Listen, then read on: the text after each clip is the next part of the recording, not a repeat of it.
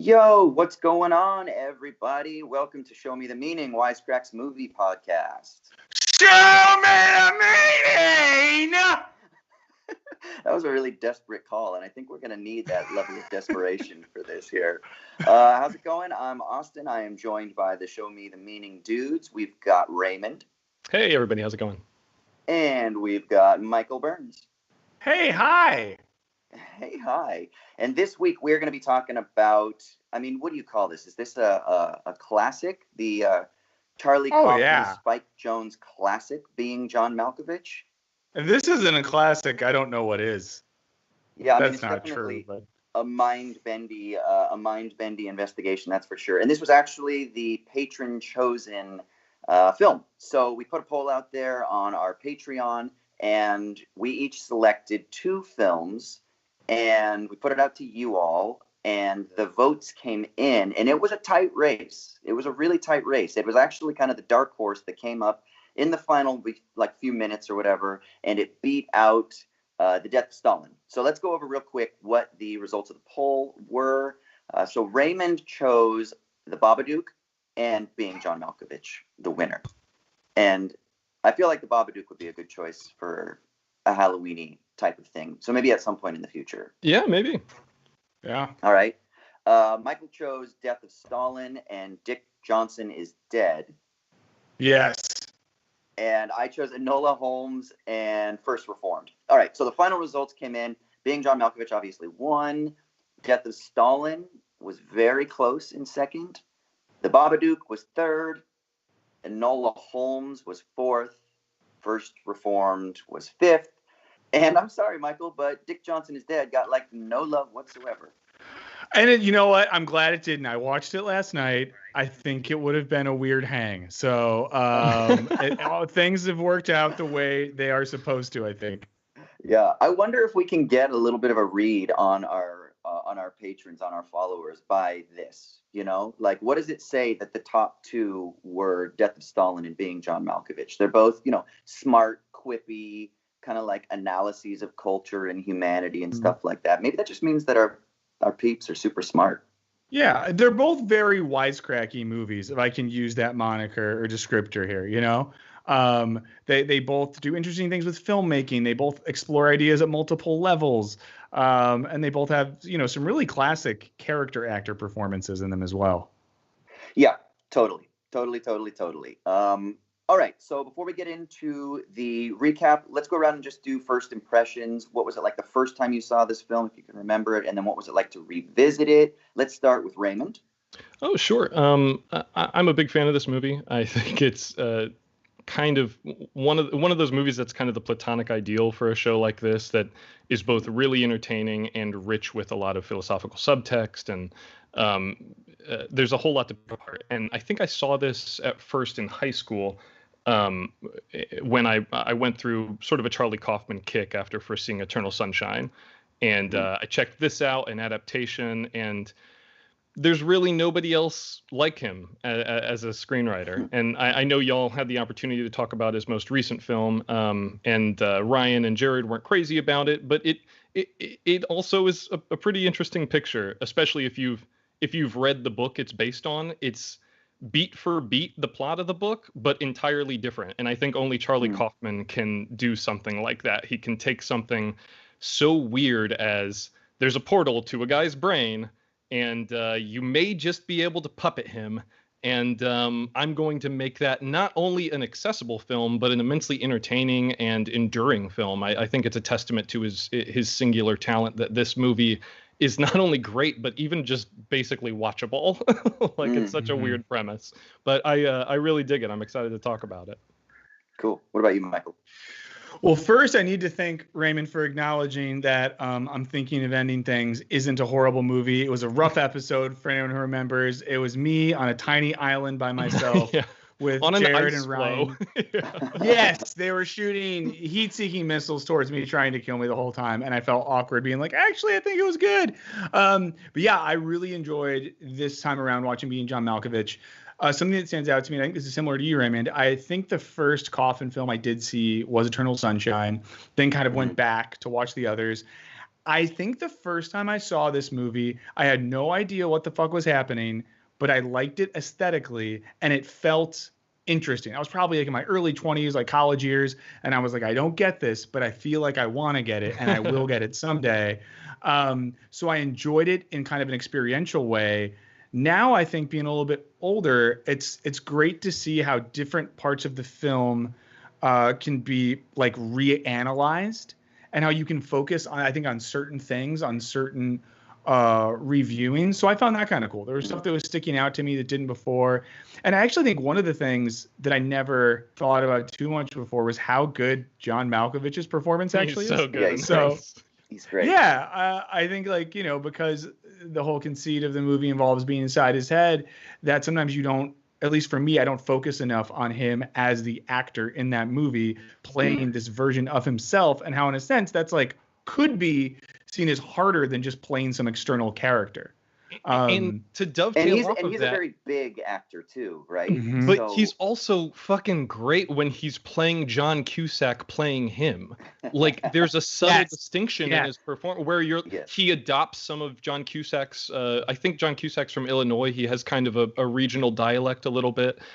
He adopts aspects of that and some of his mannerisms, and you feel as though he's really channeling a guy channeling him. There's so many layers to it. It's a lot of fun to watch. Yeah. That's such a good point. And like watching it, like those scenes after Cusack fully, moves into Malkovich, the movements, the dialect, it's so great. And even how he goes from exuding this like theatrical confidence to the puppet master insecurity of Cusack's character. It's just great. There's a scene where when John Cusack is in control, where he kind of, and it's early on, and he's still getting the facility of Malkovich's body, where he comes in and he's just kind of slightly slumped over, and he just has that sort of like, kind of closed off hangdog expression, and that weird kind of manic energy that John Cusack has when he meets Catherine Keener in the bar, and he keeps saying, what's her name again? Maxine. Maxine, where he goes, "Hey Maxine, how's it going, Maxine? Maxine." Like there are these weird little ticks and eccentricities that Malkovich really nails. It's so good. Yeah. So my experience the first time watching it was very similar to Michael's. I felt like I watched it and I thought that there was more going on. Like I knew that I wasn't getting it all, but I enjoyed it. Even just getting into the story, it's kind of like batshit crazy, and the characters are great. And I think Cusack is great. And I actually completely forgot that Cameron Diaz is in this. Like, I completely forgot. She like, kind of disappears too. Yeah, but like brunette Cameron Diaz. Like I was like, what?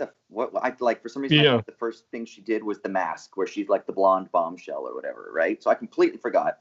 And then obviously Catherine Keener is great. Catherine Keener is great.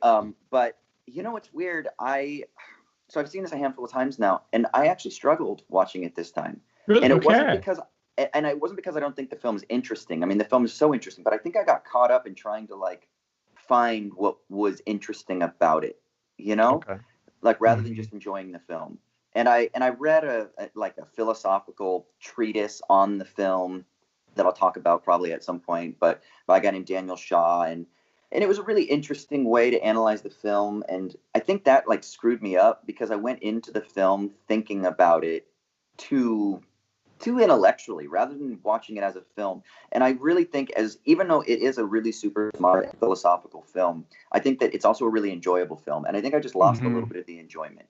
So I think that's on me. And I would just tell people, if they're going to check out the film, like, don't try to overthink it. Just kind of immerse yourself in the craziness of what it is and let it wash over you. And then reflect on it afterwards with some friends while you're sitting around doing whatever it is that you do to chill. I think that's a good word of advice, because on this rewatch, I was able to kind of give myself over to it, especially knowing like you would be able to hold down the philosophical end of the discussion, and watching the movie and just, I remember a lot about it. I'm just turning it on to refresh myself. I forgot how funny it is. There's just punchlines on punchlines and physical humor and all these weird absurdist touches when they get to the 7.5th floor, and just It's really fucking funny in ways that I had totally forgotten. Yeah, I was just thinking about that because I think, I think we often forget or don't even know that Coffin started as a comedy writer. He worked on the Dana Carvey sketch show, and this is No the way. first That show screenplay was he just a wrote. murderer's row. It was So incredible. Yeah, and he, wrote this screenplay in between comedy writing gigs. So he was in that world and wanted to use the script just as like a spec to get comedy jobs. And I think this movie reminds you of how funny he is and that he does come from that world. Now he's grown increasingly darker and maybe even more self-serious in his recent films, but this is a funny movie. Yeah. Well, this is a question that I'll just put it out now, and then we'll do the recap, and then let's get into it after. Does he need a director? Does he need a Michel Gondry? Does he need a Spike Jonze? Does he need somebody to do the Eternal Sunshine, to do the Being John Malkovich? When he is in control, Anomalisa, Synecdoche, New York, his latest film. Wait, and Spike Jonze did adaptation too, right? Yeah. I have this. Okay, great. Sorry. So is there something that he's almost a little too close to the material? I think that's something we could think about. Let's just put a button on it, and then I'll do the recap. Good question. Real good question. I've definitely got some thoughts on that. Yeah. All right, I have no idea how the fuck I'm going to do this recap. Yeah. So best of luck, sir. Let's see how this works. Start at the beginning. Okay. So Craig Schwartz is an unemployed master puppeteer in an unfulfilling marriage with his pet-obsessed wife, Lottie. Soon after he gets a job at Lester Corp on floor 7.5 of the Merton Flemmer building in New York City, he discovers a hidden portal that leads directly into the mind of renowned actor John Malkovich. The trip inside Malkovich's mind lets him see and feel the world from Malkovich's perspective for 15 minutes before being spit out into a ditch near the New Jersey Turnpike. When he tells his coworker and object of desire, Maxine, about the portal, they decide to start a business charging others $200 a pop to be able to experience Malkovich. Schwartz's wife, Lottie, however, becomes obsessed with the experience, allowing her to live out her transgender desires. One night at Schwartz's boss, Dr. Lester's house, Lottie finds a room dedicated to Malkovich. Later, while Lottie is inside Malkovich, he/they go on a date with Maxine, and Maxine falls in love with Malkovich, or with Lottie inside of him. In fact, when they have sex, Maxine repeatedly calls Malkovich Lottie. Now, Schwartz gets jealous, and he gets pissed, and he locks Lottie in a cage so that he can monopolize Malkovich's mind and date Maxine. While inside, he's a master puppeteer, so he begins to learn that he can actually take over Malkovich entirely. This makes Malkovich more and more paranoid, and after consulting his close friend, Charlie Sheen, he follows Maxine to floor 7.5, finds the portal, and insists that he enter the portal to his own mind. Once inside, he finds himself in a world where everyone looks like him and can only say Malkovich. After his own 15 minutes, he's spit out and demands that the portal be shut. Of course, Schwartz refuses. Lottie then escapes from the cage, tells Maxine that she hasn't been inside Malkovich, but that actually Maxine has been dating Schwartz Malkovich. But Maxine's enjoyed herself so much, she decides to just continue. Lottie then runs to Dr. Lester for help, and he reveals to her that he fully knows about the portal and that he's actually been using it to live on for years and years in other people's bodies, changing from one to the next as soon as the new body is ripe on the 44th birthday. The portal currently just happens to be linked to Malkovich, and Lester's plan has always been to wait until the right time to move into Malkovich's body. Then we fast forward 8 months, and Schwartz Malkovich has quit acting and become a famous puppeteer. He and Maxine are still together, and she's pregnant. But it's almost Malkovich's 44th birthday, so Lester, Lottie, and friends capture Maxine and demand that Schwartz leave Malkovich's body. He refuses. Lottie and Maxine then fall together into the Malkovich portal and travel through Malkovich's unconscious childhood memories before getting ejected in the New Jersey Turnpike ditch. Maxine then tells Lottie that she actually conceived her baby while Lottie, not Schwartz, was inside Malkovich. So Schwartz later decides, after a bar fight, to leave Malkovich voluntarily, and he ends up finding out that Lottie and Maxine have fallen in love.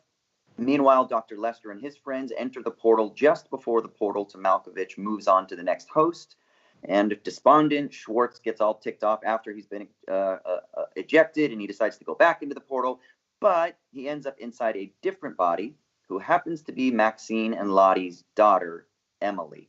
He has no control, however, over Emily, but is forced to watch Maxine and Lottie live happily ever after through their daughter's eyes.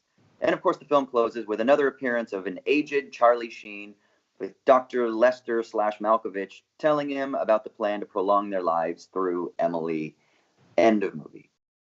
But before we continue, I want to give a shout out to this week's sponsor, Storyblocks. If you're a weekly listener, then you already know that Storyblocks is an awesome subscription service that gives you access to high-quality, royalty-free video, audio, and images. Once you download an asset, it's yours to keep for personal or commercial use. You can pick a subscription plan based on your needs, and the unlimited option provides you with access to everything, including templates for Adobe programs. If you head on over to Storyblocks now, you can check out their latest feature that comes as a part of the unlimited option, which is their video editing tool called Maker. Choosing the right asset can be difficult, and it can take up a lot of space to download all your options to try them out. So Maker allows creators to add text animations and transitions with a single click. You can upload your own footage, imagery, and audio to give different assets a test run. Maker even allows you to export your media at different aspect ratios, so you can post on whatever channel your business or project requires. So check out Storyblocks and their unlimited access plan today by going to storyblocks.com/Wisecrack or by clicking the link in the show notes. Now back to the show. All right. So with that strange recap, what do we think here? Do you want to start off by chatting about, like, does he need a director? Is he kind of too clever for his own good? What's the deal here? What do we think? Well, Michael, do you have any thoughts on that? I mean, my simple thoughts would be, I think he needs a director. All of his movies, I'll say this, all of his movies are good. I like all of his movies. I don't think Charlie Kaufman has made or written a film that sucks. I think that he is clearly an eccentric guy that has tons of ideas and lots of stuff he wants to cram into every film. And I think having a different personality, like a Spike Jonze, Michel Gondry, helps. And I think it especially helps that both Jonze and Gondry are a bit more playful. Both have been involved in like the world of making like music videos and stuff. So there's a playfulness. Jackass? And wasn't Spike Jonze the Jackass dude? Yeah. He was part of that. He did a bunch of Beastie Boys videos, Bjork video, Fatboy Slim videos, tons of shit. But I think they bring a fun to the films that on his own he doesn't have. And like, I don't know, Synecdoche, New York, and I'm Thinking of Ending Things are great movies. They're not fun movies, to me at least. Sure. I think there's definitely the humor is a lot more pronounced in something like this, or even adaptation, which is just goes completely off the rails. But if you, I remember hearing a story about Synecdoche, New York, which was I'm pretty sure his first directorial effort. That was, he's only directed 3 movies, right? That, yeah. Anomalisa, and I'm Thinking of Ending Things. Yeah. And I heard a story that his first cut that he submitted to the studio of Synecdoche, New York was like 4.5 hours long. Of course. And they told him, hey, we can't release this. And he was just like, why not? And they said, well, we can't release a 4.5 hour long movie. And he's like, okay, how long of a movie can you release? And they're like, I don't know, like 2.5 hours. And he goes, okay. And then he just like dips, just cuts to, and it makes you think like anyone who can just up and cut 2 hours and then still have something that is rich and deep with all these ideas and mythology and characters as a movie like Synecdoche, New York is, to your point, Michael, I think his head is just brimming with creativity. Mm-hmm. That said, that is not an isolated incident.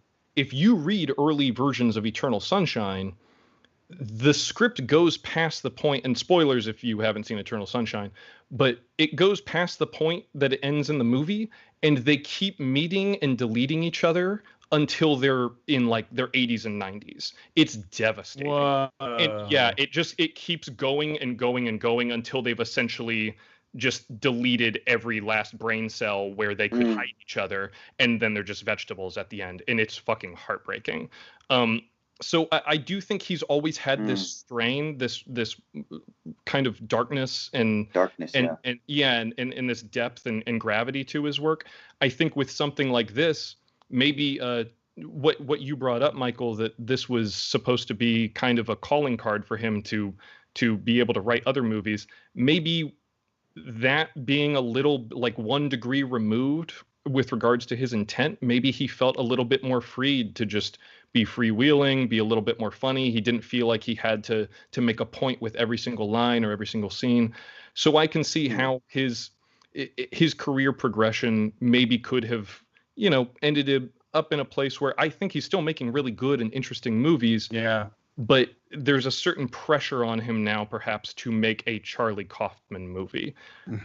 And that has gotten refined and reduced to the meta aspects or the darkness or the explorations of grief and philosophy. And I think when maybe he feels kind of painted in a corner in that respect. But I mean, like I said earlier, when I turned on, or even when I first heard that he was attached to write and direct, I'm thinking of Ending Things, having read that book, and it's a fairly straightforward sort of horror thriller.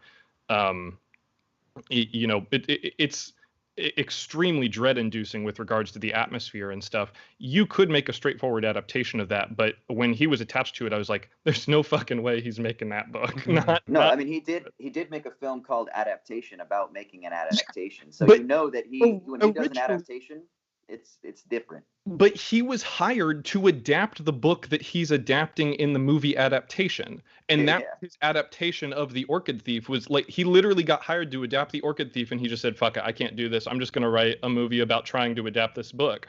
And that's the thing that's so, I think, inspired about him. And maybe it has a lot to do with the permissiveness of sort of mid-90s, early aughts film culture, that you could get away with really weird esoteric visions back then.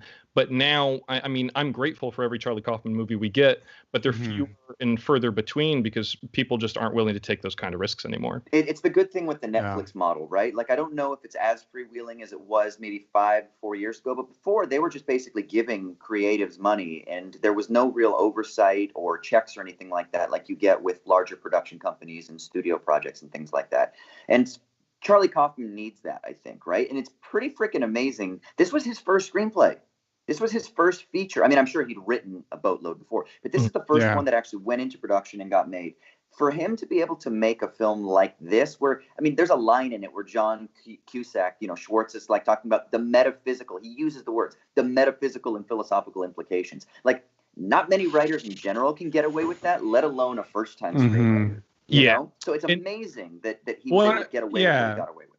And I think it's telling that this is something he wrote without the intention of getting it made. So maybe that allows you to say things in a script or try things when you know you're not going to be pitching it. Yeah. And this is something. I really like what you said, Michael, about the fun element. I think that's it. I think that's exactly it. I think he's a very kind of almost morose, self-serious artist, tortured artist, right?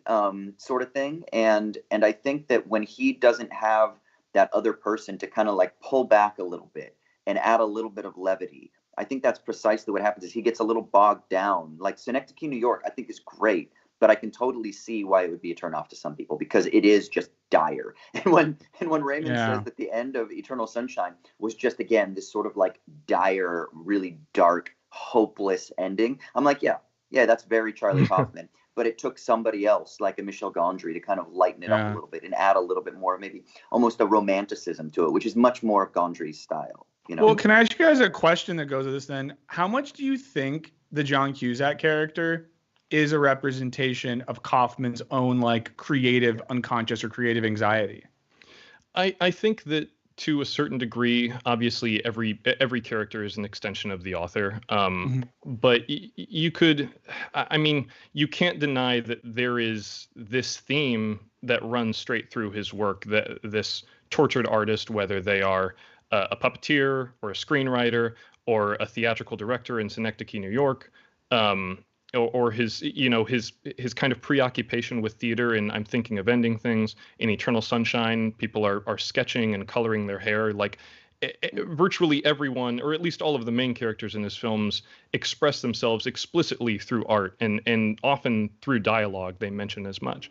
So I'm certain that there's a whole lot of him and his nebbishiness and his anxiety that's imbued in the John Cusack character. But I think you could say the same for his version of John Malkovich, that he is this egotistical artist. I don't think it's any coincidence that when Malkovich goes into his own head, he's just surrounded by himself.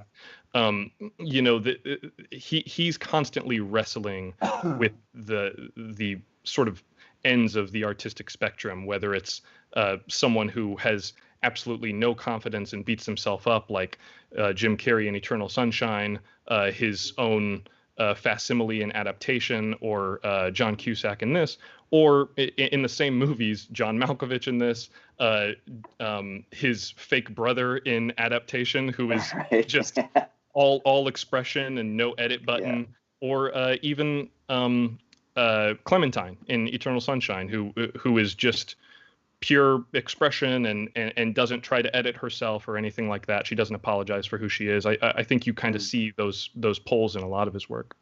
Yeah, there's definitely, I mean, I like you said, every single film is personal, but I feel like his films are almost too intensely personal sometimes, right? And it's an intense like exploration of his own insecurities and neuroses and things like that. And when I watch his films, there is a constant sense of discomfort that I get, where I'm like, dude, Kaufman, what's up with you, bro? Like, are you okay? What are you exploring? What's going on? And I think it's beautiful, but there is literally a sense where I feel like it's like, not to use like a cliche term, but it is like self-therapy. All of his films are. Definitely. When he's putting them out there.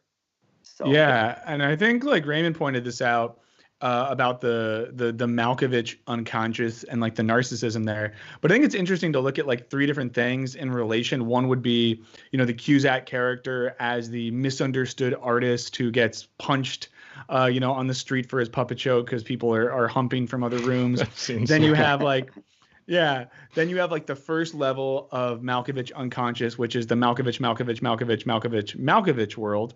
Then you have the one that the Cameron Diaz and Catherine Keener character go into. That's the like deep unconscious of childhood trauma, abuse, being picked on, all these sorts of things. So this sort of like, you have this sort of art coming from a place of trauma. You have the sort of narcissism necessary for an artist who believes their work deserves to be made. And then you have the like misunderstood Cusack character. And I like all of those as sort of like different slices of like the artist psychology. Now, last episode that we did on Kaufman, there was some discussion about like that the film was kind of self-indulgent and self-aggrandizing. Do you think that there's something in that? Do you think there's something to that with Kaufman's output more generally? That doing this type of investigation, this type of, I don't know, airing out his own neurotic dirty laundry and exploring the deep recesses of the causes of being a tortured artist, is there something that's like a little bit self-aggrandizing? Well, I think that art, at least insofar as it's commodified, is inherently egotistical in a way, because there's this tacit acknowledgement that like, I think the contents of my brain are worth the contents of your wallet.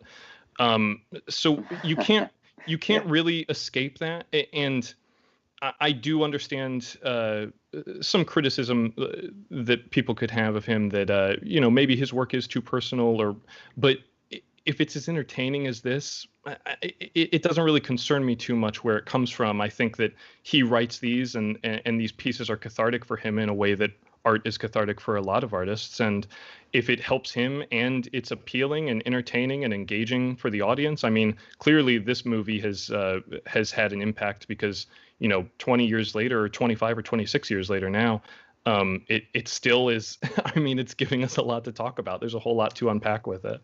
Yeah, I kind of, with that question that you asked, and I really love your answer to that as well, Raymond, about, is it too personal? Is it too self-indulgent?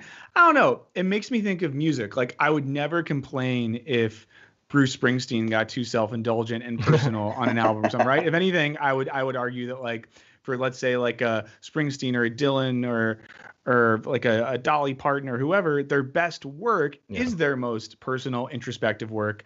And what about in my Kanye? mind, like, while his work is pretty introspective and self-indulgent. Well, I don't want to go too far down this rabbit hole. This is a totally different tangent. Yeah. I think all of his good work is written by other people, and all his shitty work is when he does that. But no one get mad at me. Delete that. Cut it. But I think like I think when we apply that standard to a filmmaker, it's sort of like, why wouldn't I want that?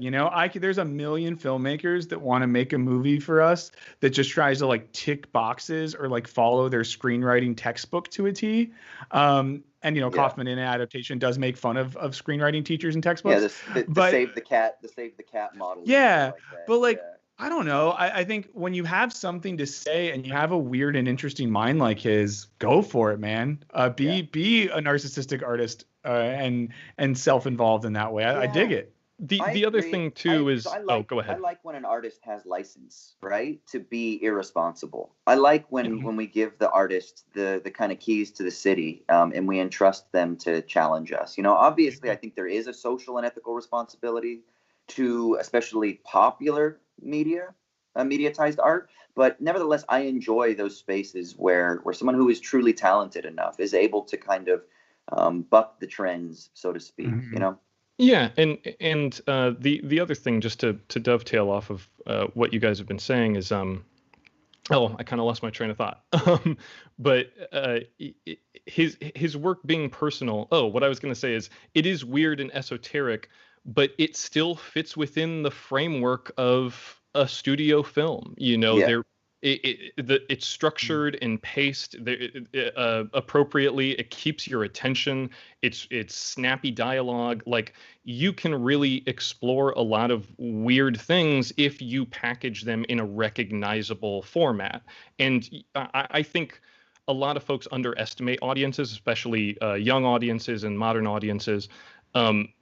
We underestimate their attention spans, and we underestimate their interest in weird and esoteric things. I think that if you're willing to make your personal message or your statement fit within the confines of a marketable film, which I think this one, despite how convoluted that synopsis that you read off at the beginning is, Austin, when you watch it, it sweeps you up in its energy. You accept the rules, and the rules are simple enough that you don't get lost. It's not like sometimes I watch a movie like I don't know, Inception, where it's like they have to stop every 10 or 15 minutes to explain more rules. And a movie like that isn't overly complicated, but Yes. even so, when your script is built on okay, this rule, now this rule, and then this rule is built on those rules, and there's this math to it that's constantly compounding, you do have to stop and make sure that the house of cards doesn't fall down. Whereas I never feel like this script is labored. I never feel like Yeah. he's working overtime to try and hold everything together. I think the thing moves. It works. It may be weird, but it's definitely relatable. And it's crazy. He doesn't explain the rules. Like, you don't understand why. Just thinking that. Yeah. You never see where they fall out of. It's just at the top of the screen, and you're like, well, that's where the But tunnel. you know what? Like, message for Christopher Nolan, I guess. Like, it doesn't matter. He doesn't explain all the rules, and it's fine because it's a movie, and we don't have to have someone stopping to like explain it to us every 10 minutes. As soon as you try and stop and explain how this door in the wall of the little room goes into John Malkovich's head, that's when you fucking lose people, because they're like, oh, that's stupid. As soon as fantasy starts trying to become science fiction and edging, if you just let it be fantasy, then people will go with it. There's a quote where somebody says that this isn't science fiction, this is fantasy, like a neurotic fantasy. And I think that's exactly right. And I think that's why this film's convoluted storyline is successful. It's precisely because it doesn't kind of get bogged down in the details. You try to explain it, it falls apart. Right, exactly. Okay, I want to read a quote from an interview with Kaufman, because this is kind of based on a theme of the film that I thought is interesting, because the title of the film is Being John Malkovich.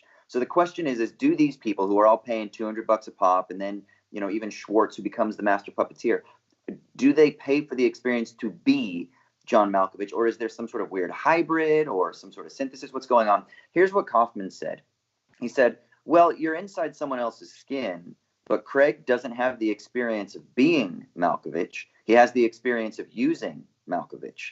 He uses him to be with Maxine, and then he uses Malkovich's notoriety to get his own career going. So it's using John Malkovich. Yeah, I'd say it's using John Malkovich. Well, I'm sure this is something that may be on your list to sort of explore, Austin, but the whole notion of the Cartesian self. Do you think this is an endorsement of Cartesian philosophy or rebuke of it?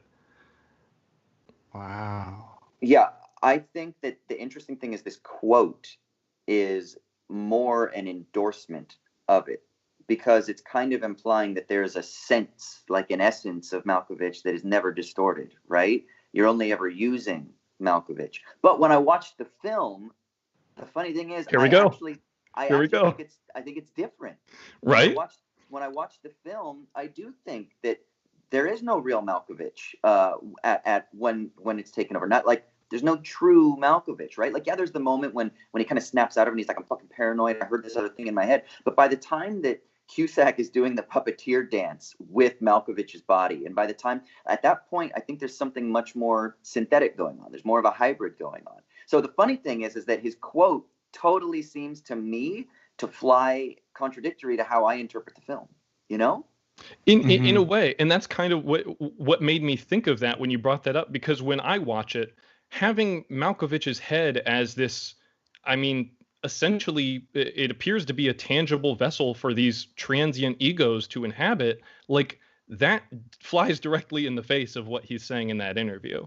But this is also the guy who, you know, when he won an Oscar, he took the stage and said, I don't want to take my time, I don't want to talk, I want to be gone, or whatever.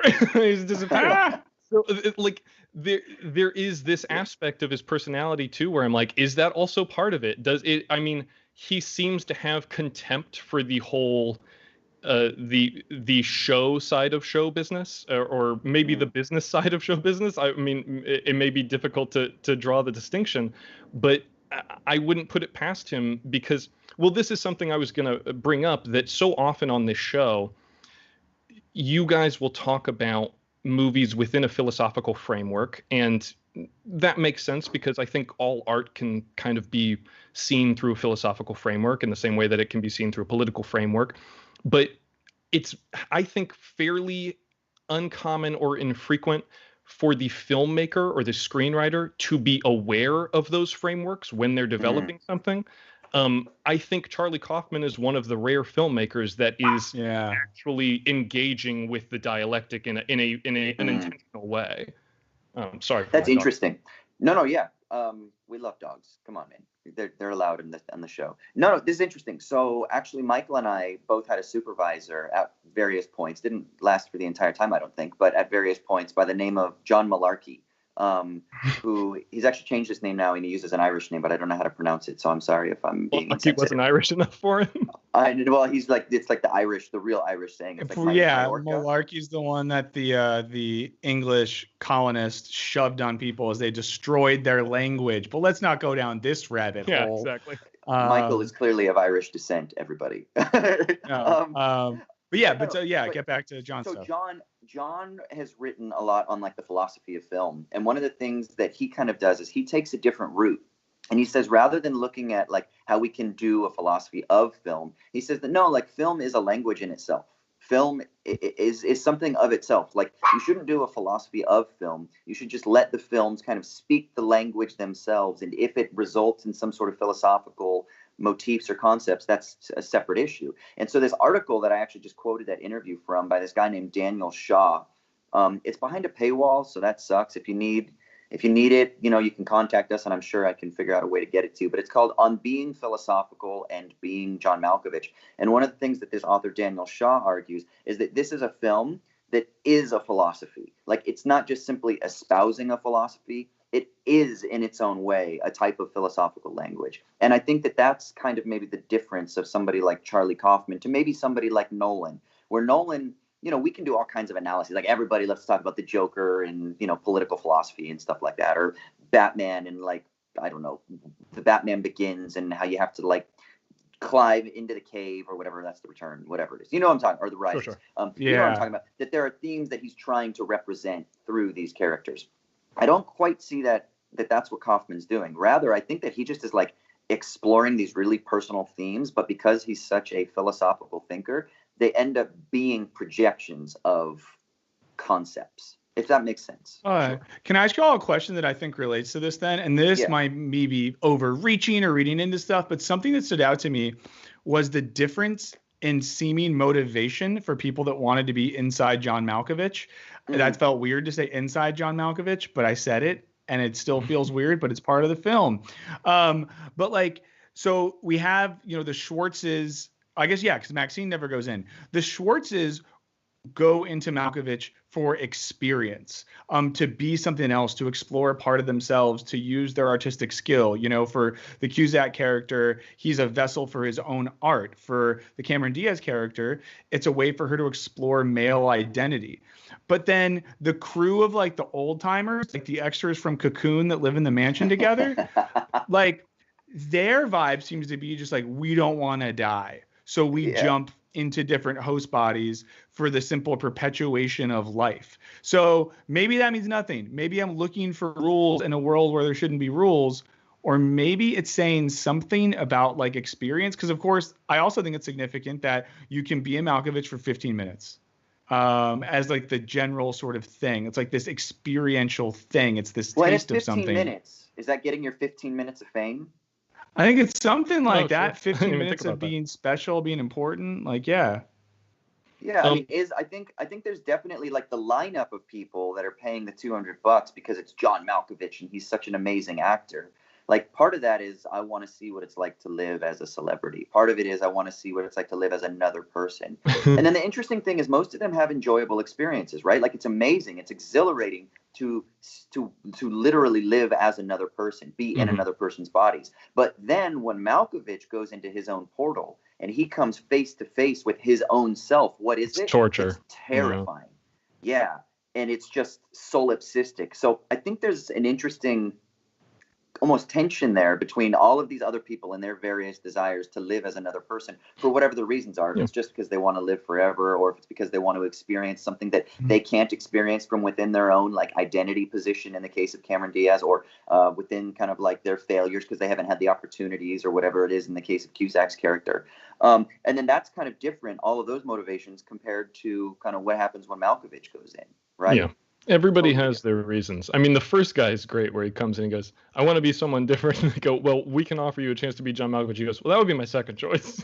Yes. It's just So such good. a ridiculous line. Okay.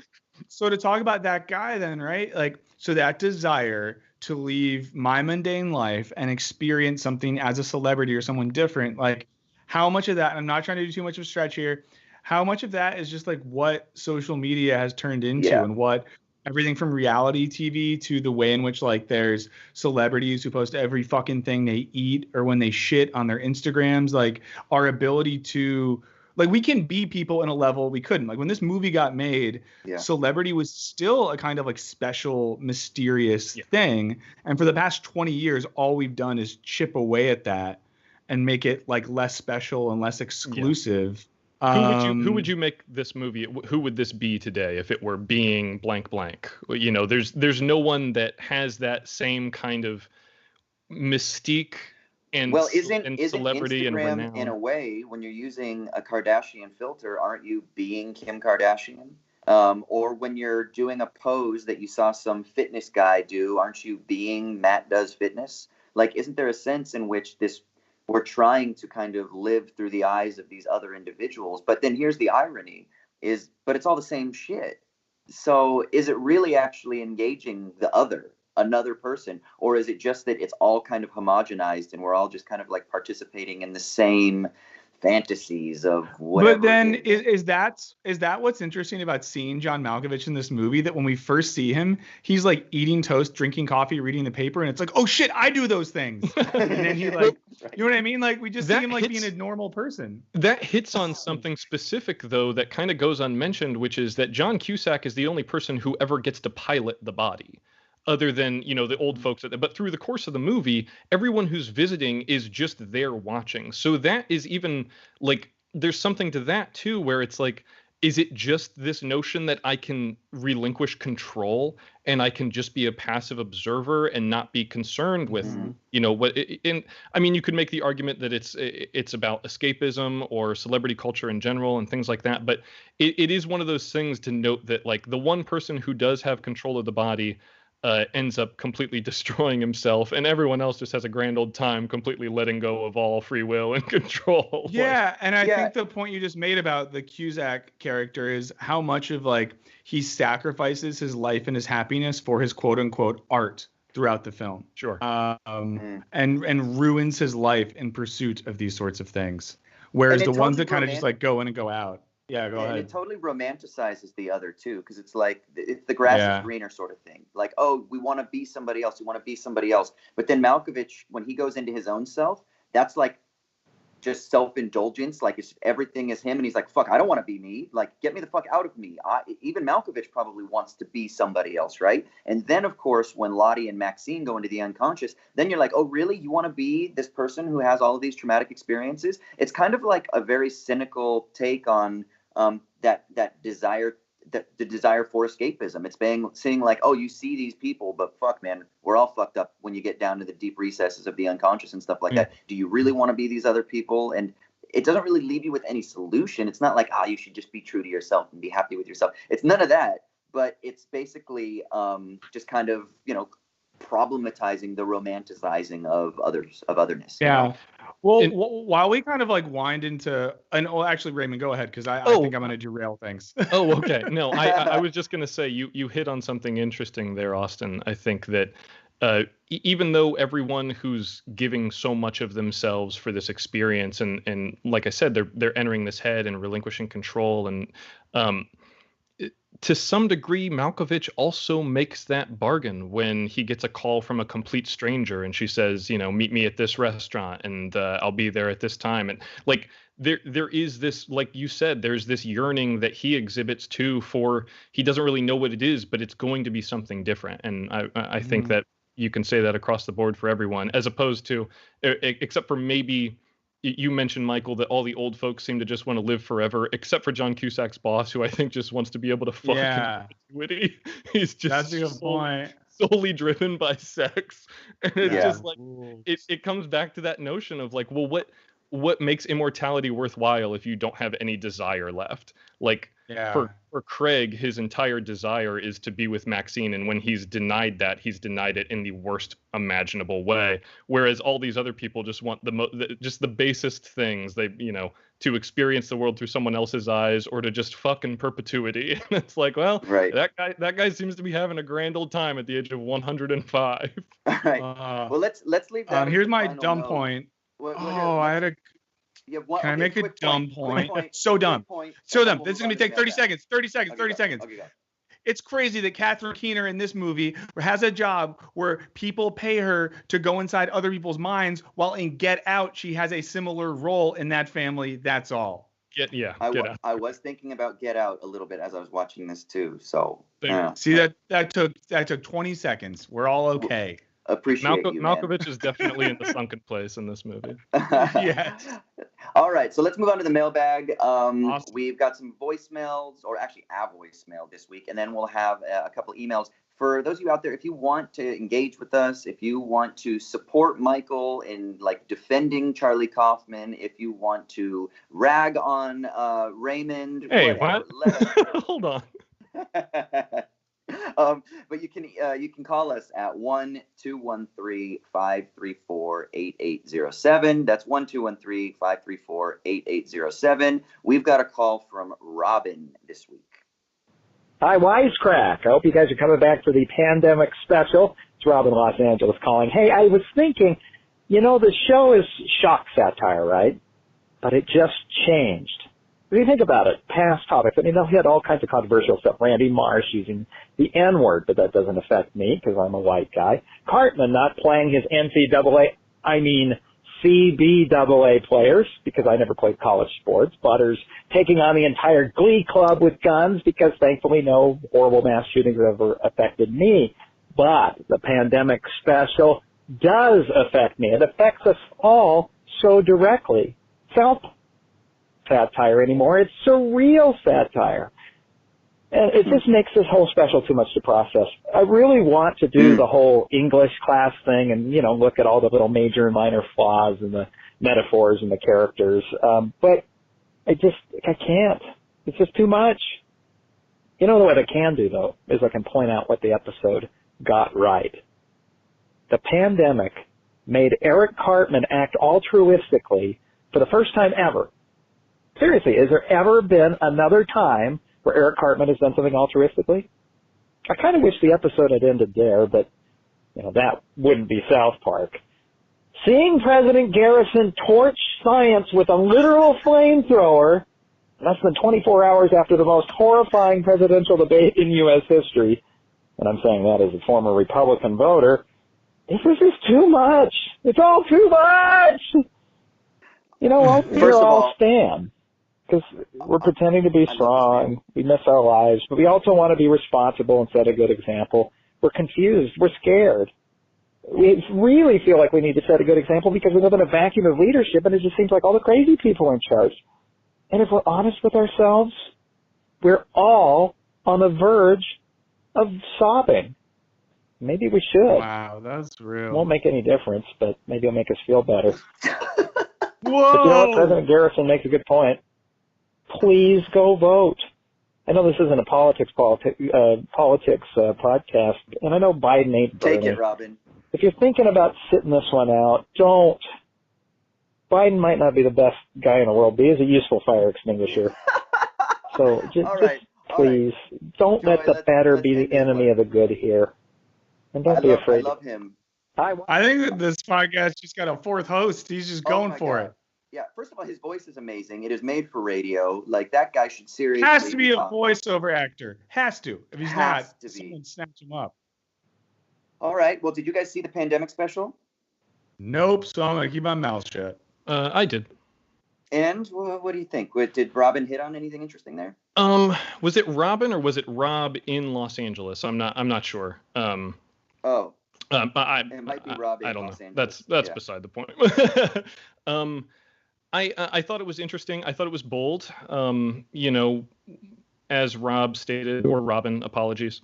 We're all going through this together right now, and what we are experiencing, whether or not we care to admit it, is trauma.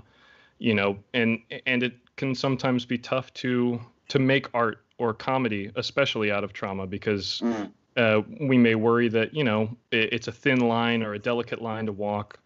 I guess I really appreciate the voicemail, and I'm sure I can speak for all of us and say that I appreciate the listeners and when they add to the conversation in such a thoughtful way. But if I may, just to kind of tag what he was saying,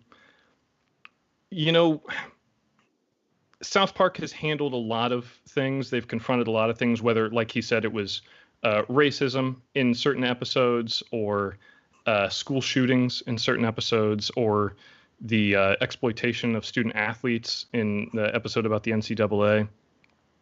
But I would kind of push back a little bit, Rob, and say that, like, whether or not those things endanger you directly, they do affect all of us. And just to tag your point, because I think it was a thoughtful voicemail, our work doesn't end with voting. Our work begins with voting. All of these things that South Park has satirized, and all of these things that the pandemic has brought to the surface, they were always there. And they were always there, affecting the most vulnerable among us, even if they weren't affecting us directly. So I think it's incumbent on all of us to remember, yes, get out and vote, but that's where the work begins. It's not where the work ends. Take to the street, join protests. If you're too scared to join protests, because it does get really scary out there, donate to Black Lives Matter, donate to bail funds in major cities around the country, where especially where police violence has been most pronounced against protesters. Take this opportunity, because, and I don't mean to get on a soapbox here, because as Rob said, this isn't really a politics podcast, but all art is political. So in that sense, it is a political podcast. And I think when we're confronted with these kind of questions, we owe it to ourselves and the audience to be straightforward about it, and to give full-throated support to the people who are on the ground doing the work every day, every year, and who aren't just checking a box every 2 or 4 years. Yeah, definitely. I know. I feel we have to get through some more. That's all I have to say. And I do appreciate the voicemail. I don't want him to feel attacked. I just, injustice for one is injustice for all. So, let's pull together and build something better for this pandemic.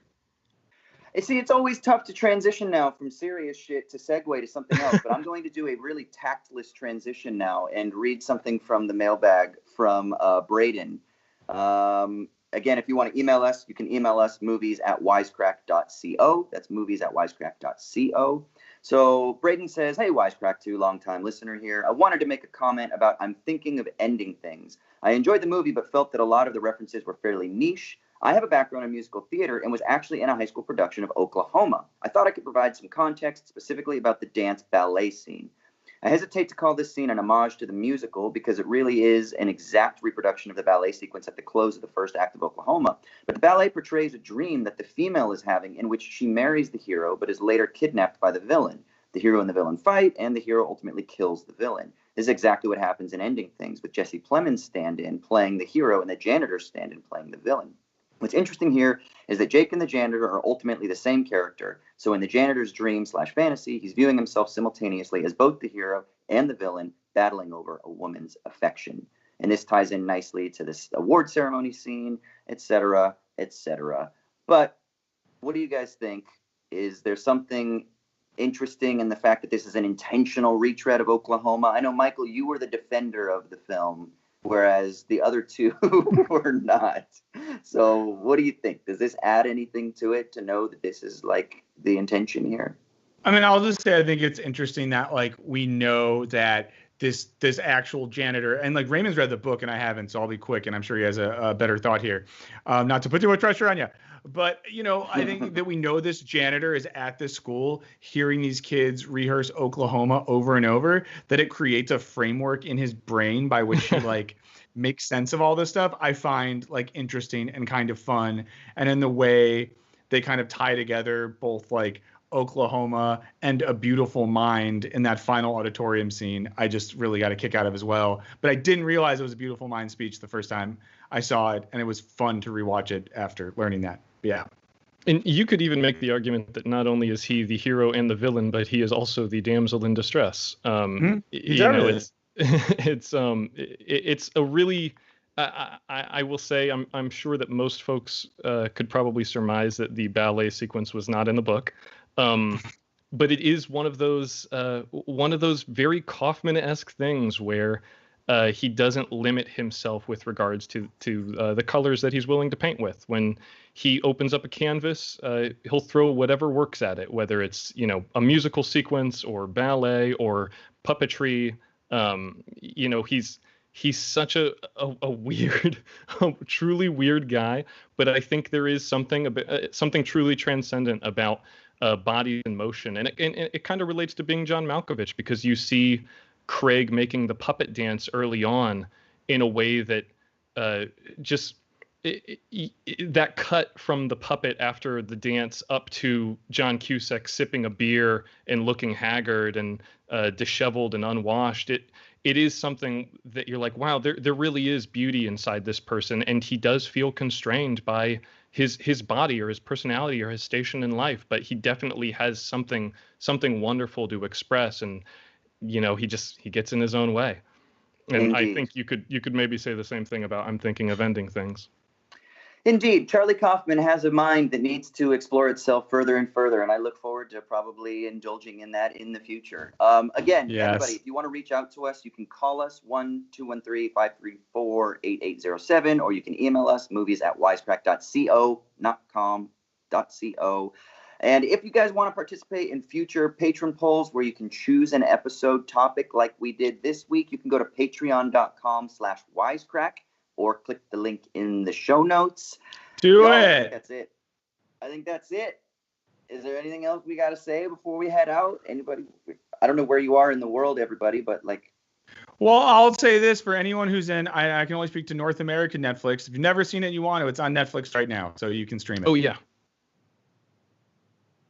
And and where can we find you guys on the internet? Go ahead, Michael. Raymond, you go first. Okay. Oh, okay.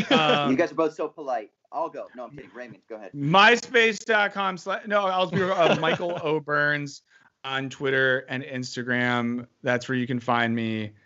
If you do find me, don't be a dick. For me, it's http://www.twitter.com/crematoria, CREAMATORIA.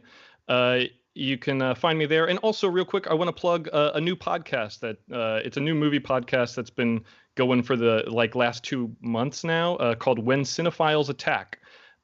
They just did an episode on their top 20 of the past decade, so it's a great time to jump in. And I will just say, it's not the list that I would make, but it is unlike any other list of top 20 movies on the internet. I highly recommend it. And the way that they go about picking their movies for the list, as you may surmise by the title, When Cinephiles Attack, is just so brutal and funny, and they really go after each other. So that's hosted by some friends of mine, and I wanted to recommend it to the listeners. Sick. Austin, where can people find you when they want to find you? Google my shit. My name's Austin. Wow. He's so me. confident that you'll find him. Just Google Whatever. him. It'll autocomplete. Type in the letter A and it'll finish his name. See you guys. We love you. Peace. Yeah, great show. Goodbye from, you got it. California. Yeah.